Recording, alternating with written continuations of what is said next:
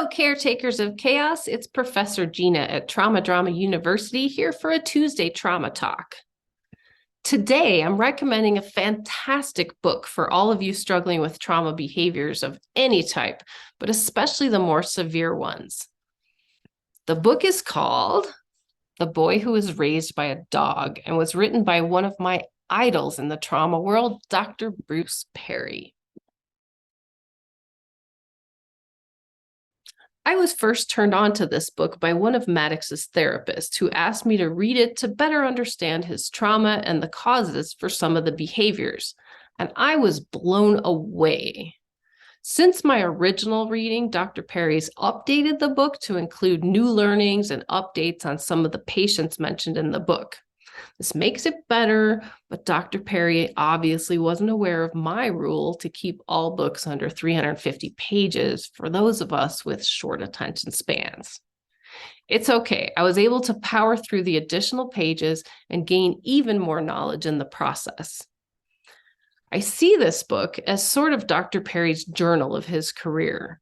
Each chapter talks about a specific case study. He shows us what he learned about how trauma affects the growing brain on his way to becoming the foremost expert on childhood trauma. I mean, the guy now has a book with Oprah, and if that's not a sign of success, I don't know what is. Dr. Perry, if you're watching this, I'd love an introduction. My life dream is to collaborate with Oprah someday. Some things I learned reading this book. First of all, when you think of a kid who misbehaves all the time, you might jump to the conclusion that they're naughty or bad, or like many nosy people I've encountered, you might assume the parents are just failing. Dr. Perry can usually trace these extreme behaviors to a specific trauma. He began monitoring heart rates of kids and realized how that can help zero in on their triggers, a sound, a person with similar features, or in one case, the scent of a brand of deodorant worn by a former abuser. These are crazy, powerful things. Second, the brain has the ability to adapt and reorganize itself, so healing is possible. They call this neuroplasticity. Nancy Thomas, another expert in childhood trauma, used to say, as long as a child is breathing, they have the ability to heal. So for those who think reactive attachment disorder is a life sentence, it may not be true. I have a kid who's overcome the worst of the behaviors and continues to heal and grow in a positive way. So I hope that provides parents a glimmer of hope.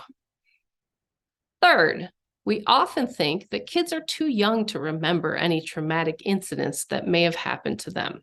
That's just not true. Even if a child can't verbalize or visualize their trauma, it comes out in a variety of ways. Trauma is stored in the body. It can also rewire that growing brain so it's stuck in fight or flight at all times, making behaviors extreme and difficult to change, but not impossible. Fourth, healthy relationships are vital for change. Here's one of my all-time favorite quotes from Dr. Perry. The more healthy relationship a child has, the more likely he'll be able to recover from trauma and thrive. Relationships are the agents of change, and the most powerful therapy is human love. And that quote touches on number 5. Love is the critical piece of the puzzle for raising children. They need to know they're loved. You can give them all the tools to survive: a home, 3 meals a day, education, birthday parties, holiday gifts. But if they don't know they're loved unconditionally, they'll have a rough time succeeding in life. Despite the fact that this book was written by a PhD, it doesn't come across as academic or dull at all. Dr. Perry writes in a way that you feel like you're shadowing him throughout his career.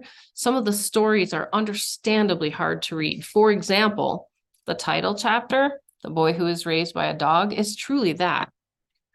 Due to the death of his mother and later his new guardian grandmother, the boy was left with grandma's special needs boyfriend who really didn't understand human interaction all that well. But he was an established dog trainer. He used the knowledge he had. He kept the child in a cage like the dogs, sent him outside for exercise, and fed him from a bowl on the floor for 6 years. It's hard to even fathom.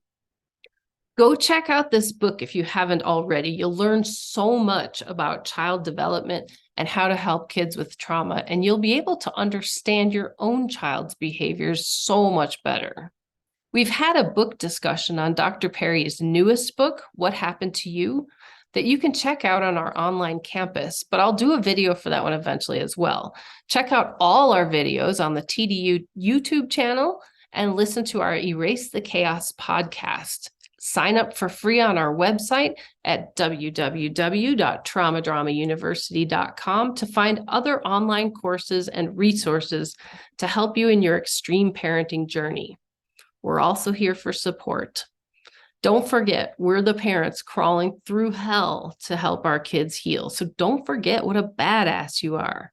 If you need advice, post on our community board in the online campus, and we'd love to help.